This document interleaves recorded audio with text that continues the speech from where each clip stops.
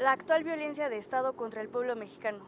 En marzo del 2012, el secretario de Defensa de Estados Unidos, Leon Panetta, afirmó que 150,000 personas han fallecido por la guerra contra el narcotráfico en México.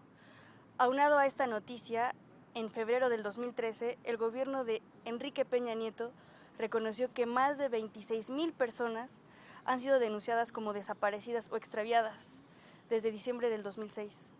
Observaciones distintas afirman que muere más población que en países en guerra como Irak, Siria o Palestina. Son cifras alarmantes, y no se trata solo de cifras, sino de la vida de cientos de miles de seres humanos, lo cual es alarmante y aterrador. Si uno busca la respuesta a esta grave situación, nos encontramos con que varios son los elementos que explican la violencia descomunal que vive hoy día el pueblo de México.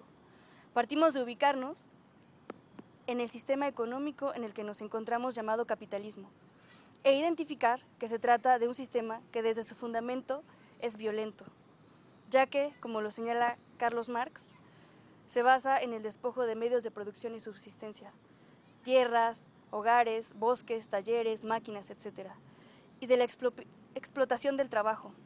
Esta corresponde a la apropiación de vida, tiempo e integridad física y mental que la clase capitalista roba a la clase trabajadora por medio de pagar un salario por debajo de su valor real, cantidad que corresponde precisamente a la ganancia capitalista.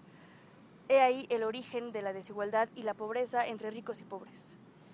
Sin embargo, la violencia económica no se limita a esta función, sino que, además de avanzar a pasos agigantados, va desarrollando y perfeccionando nuevas formas de dominio, y la violencia llega a ser no solo económica, sino política, social y ambiental, las cuales se vuelven en herramientas necesarias para mantener vigente al sistema capitalista hasta nuestros días.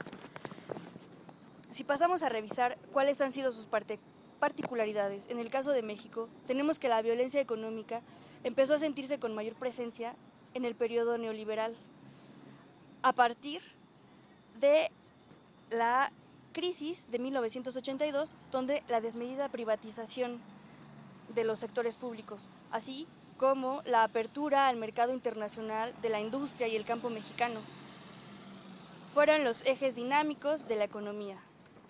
Esta es una violencia económico-anónima.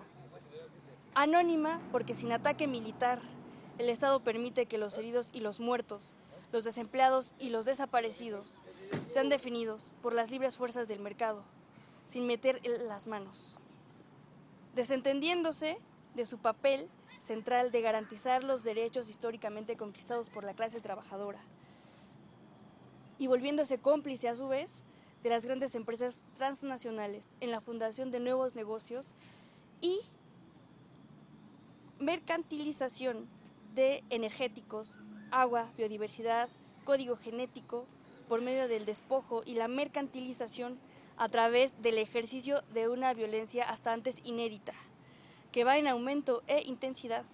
Esta misma la aplica el Estado con gran cinismo y autoritarismo, de forma directa contra la población, por medio del aparato represor.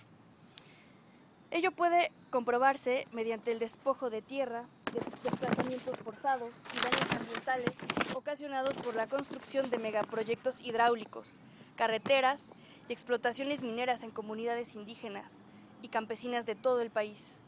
Pero la crisis económica más reciente, que estalló a finales del 2008, de la cual todavía no salimos, reconfiguró la etapa neoliberal del Estado y los ejes dinámicos de la economía, y con ello se agudizó la opresión, el despojo, la mercantilización, el desempleo y la pobreza. Esta situación adquirió en México tintes particulares de justicia e impunidad, resultando en una economía criminal en la que los nuevos negocios también se dirigen hacia la vida humana. En palabras del maestro Luis Arizmendi, no solo es capitalismo criminal, ese fue el germen del que nació esto. En su inicio, el capitalismo criminal incluso pretendía cumplir funciones sociales. Llegaba a construir carreteras, escuelas, a dar recursos a diferentes poblaciones. Pero en su marcha, conforme se consolidó, fue desarrollando nuevas formas de renta criminal, esclavización de migrantes, trata de blancas, disputa de territorios por la circulación del narco, de las drogas y de la producción de drogas.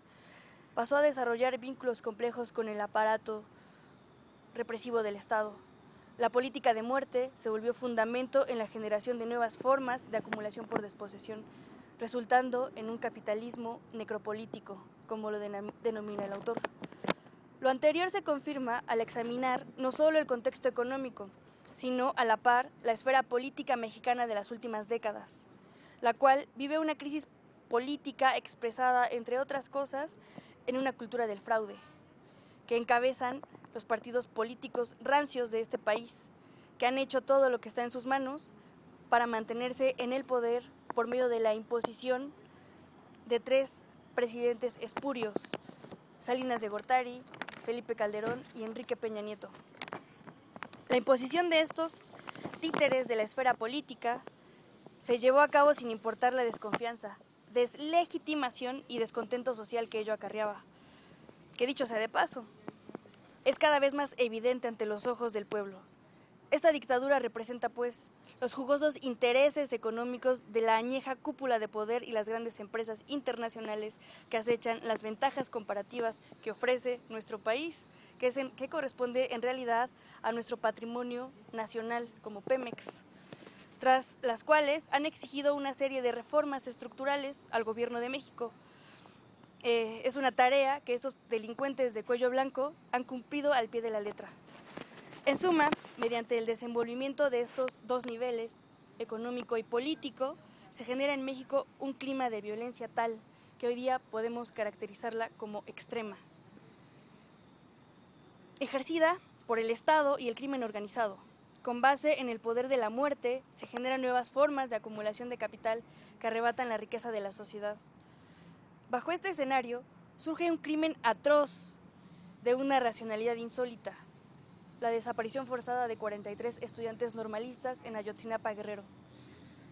Este es un crimen de Estado, en el que la policía municipal actuó de forma deliberadamente violenta y mercenaria, ya que ante los ojos de todos, cínicamente asesinó a 6 civiles, capturó a 43 estudiantes y se los entregó a los sicarios. En esta barbaridad extrema puede observarse claramente que gobierno y narcotráfico operan en conjunto, es decir, están coludidos y son uno solo. Este sistema resulta, pues, en un sistema cuya estructura estatal está podrida por la corrupción, lo que a su vez permite manejar libremente al antojo de los capitalistas más poderosos del mundo la dirección de este país, en una suerte de secuestro, que no le da oportunidad a los jóvenes. Ya es un sistema que está generando muerte a nivel general. No da educación, no da empleo, no da oportunidades. En contraposición, asesina a quien se moviliza. Ello muestra el nivel de descomposición en el tejido social y sobre todo en el narcotráfico, cuyo ejemplo más escalofriante es la tortura del joven desollado, que muestra un mensaje claro de terror de Estado. Así, pues, esta situación convoca a que los más diversos sectores sociales se movilicen, desatando una respuesta nacional al capitalismo autoritario y su aparato de Estado represor. Una movilización que cada vez despierta a más conciencias adormecidas, exigiendo la democratización del sistema político mexicano, unidos en un solo grito: justicia por Ayotzinapa.